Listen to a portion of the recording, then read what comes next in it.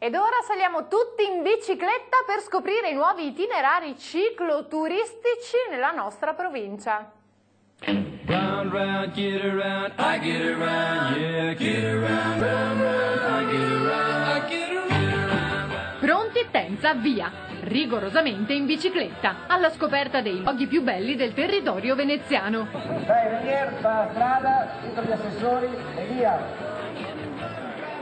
Sono stati inaugurati 5 itinerari cicloturistici da percorrere proprio sulla bici, in un percorso che va da Cavanella d'Adige a Bibbione, attraversando Chioggia, Pellestrina, il Lido di Venezia, Punta Sabbioni, Cavallino, il Lido di Jesolo, Eraclea, Portogruaro e Caorle.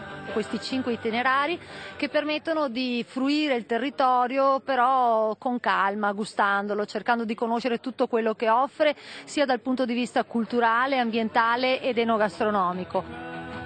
I 5 itinerari, tradotti in 4 lingue, sono stati realizzati anche per permettere ai turisti di assaporare tutte le bellezze del territorio. C'è una grossa domanda da parte degli amici cicloturisti tedeschi e austriaci. Il territorio deve attrezzarsi ad accogliere questo nuovo cliente, chiamiamolo così, nuovo cliente, che ha determinate necessità. È stata oggi una giornata di sogno perché da almeno 10 anni sogniamo di vedere le piste ciclabili.